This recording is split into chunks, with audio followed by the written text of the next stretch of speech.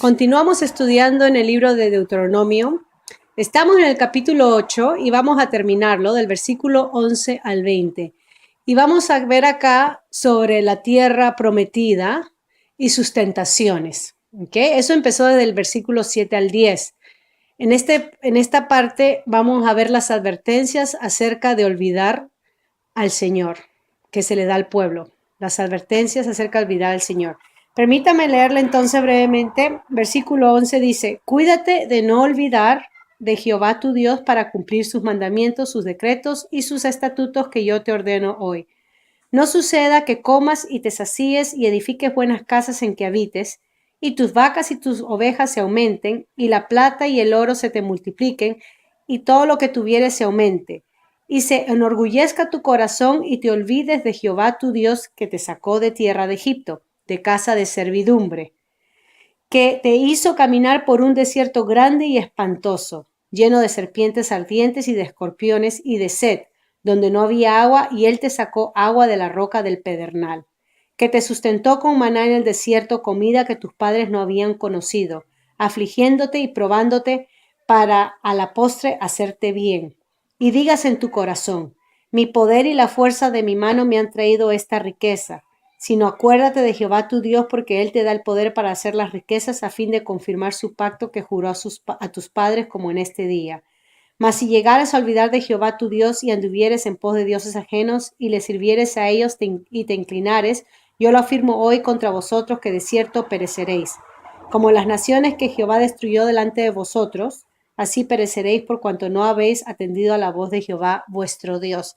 Hemos estado hablando de este tema de olvidar y de la semana antepasada de acordarse de Dios. Pero ahora quiero hacer el énfasis usando este versículo acerca de los bienes que Dios nos da y cómo esos bienes se puede convertir en un enfoque en el materialismo o la adoración o la lealtad hacia las cosas materiales. Nuestro Señor Jesucristo dijo en el Sermón del Monte que no se puede servir a Dios, a dos señores, a dos amos, a Dios o a las riquezas, porque aborrecerá a uno y amará al otro. No se puede servir a Dios y a las riquezas. Y acá en este pasaje tenemos la parte en donde Dios dice: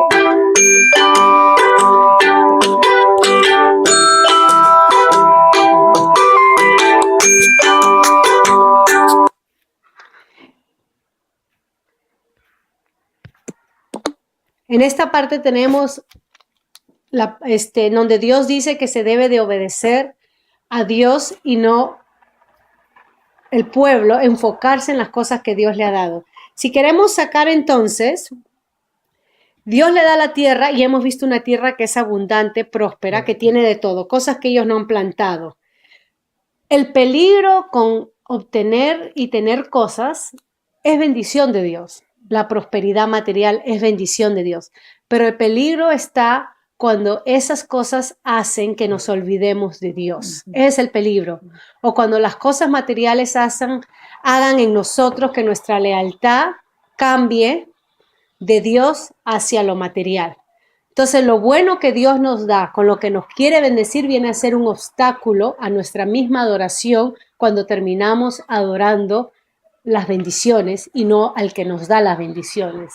Y una vez alguien ha dicho que muchos llegan a la mesa del Señor no por amor a su maestro, sino por lo que Dios sirve en la mesa.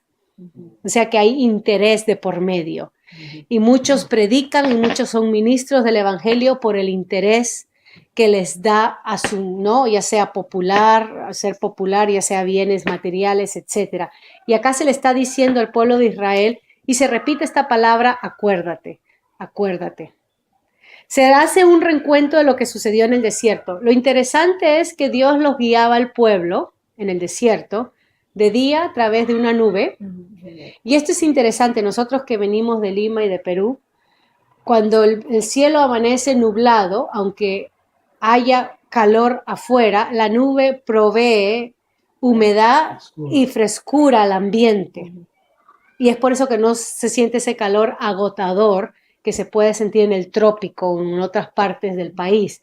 Acá la nube en medio del desierto, imaginemos, proveía al pueblo, Dios mismo a través de esta nube, frescura para que el sol agotador del desierto no los consuma. Pero esa misma nube manifestaba la presencia de Dios a favor de ellos, protegiéndolo. De noche dice que había fuego, una columna de fuego. Ahora, si conocemos algo del desierto, del monte Sinaí, de Arabia y todo eso, las temperaturas son tan drásticas que en el día te puedes quemar y en la noche te puedes congelar. Bajan las temperaturas en el mismo desierto. Y la columna de fuego, ya se pueden imaginar que les proveía a ellos de calor y protección en contra del frío del desierto.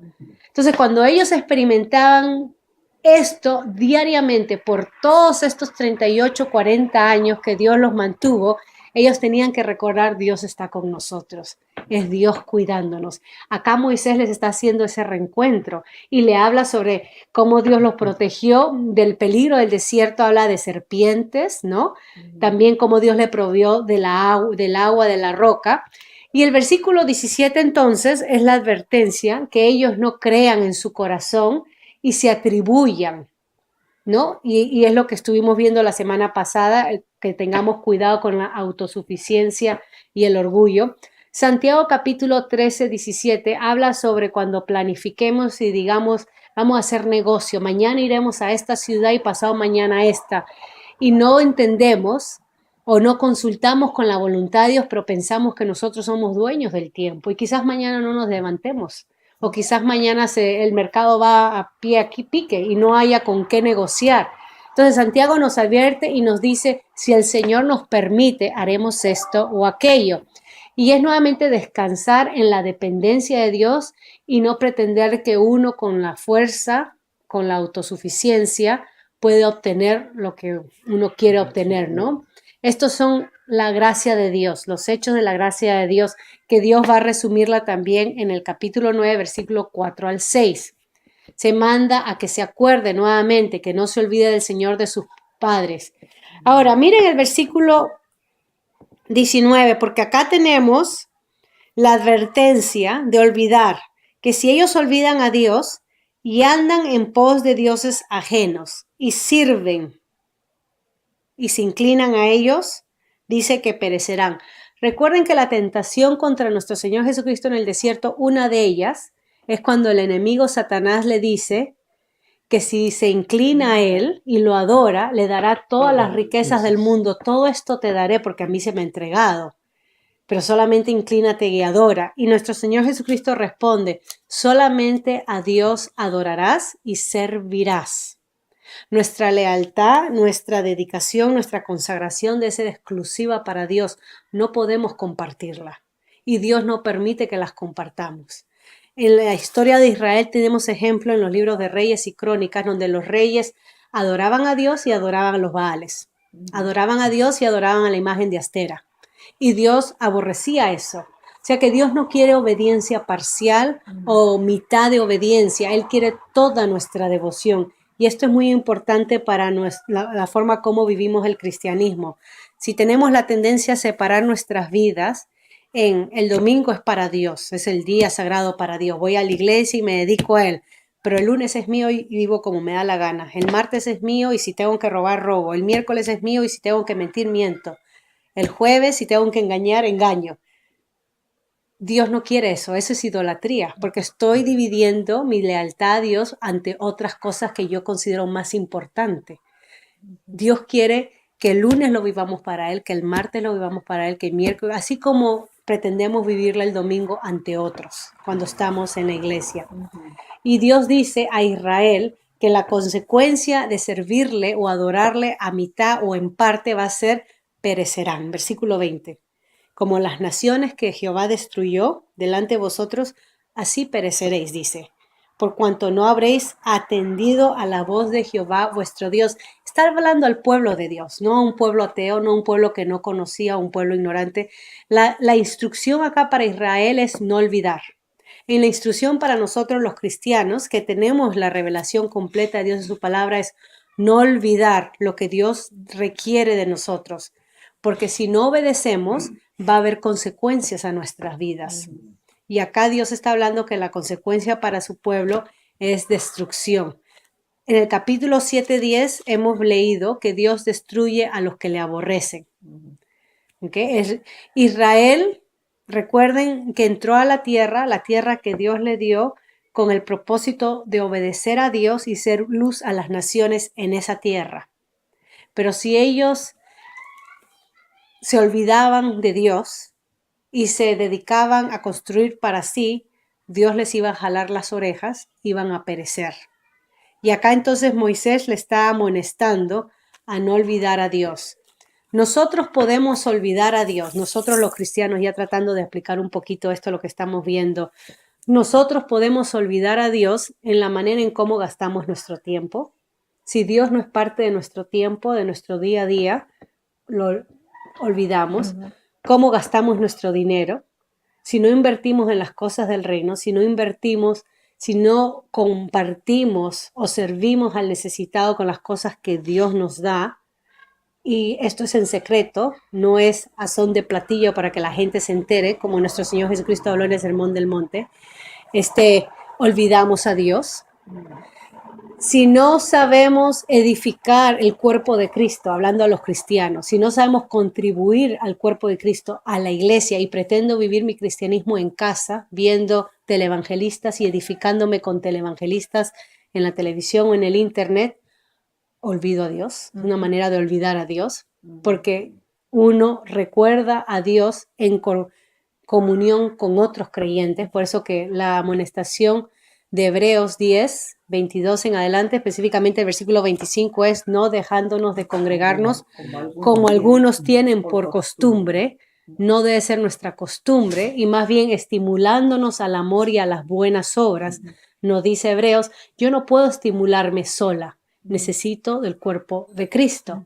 Entonces, cuando el cuerpo de Cristo, cuando yo no me congrego con el cuerpo de Cristo, no soy parte del cuerpo de Cristo, la tendencia es olvidarme del Señor. También nos olvidamos del Señor cuando priorizamos o damos prioridad a otras cosas o otras personas que al mismo Dios. Podemos olvidar a Dios cuando pretendemos que otras cosas es más importante. En el libro y ahí voy terminando, en el libro de Esdras, en el capítulo 5, se nos dice que se levantó el profeta Ageo y profeta Zacarías animando al pueblo a que reconstruyan el templo.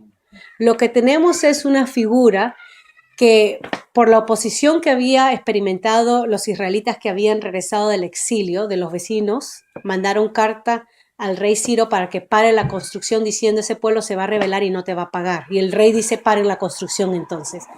Pasa un tiempo y los israelitas dicen, bueno, no hay más que hacer acá en el templo, regresémonos a nuestras casas y reconstruyamos nuestras casas. Y se dedicaron a reconstruir sus casas que estaban caídas y a amueblarlas.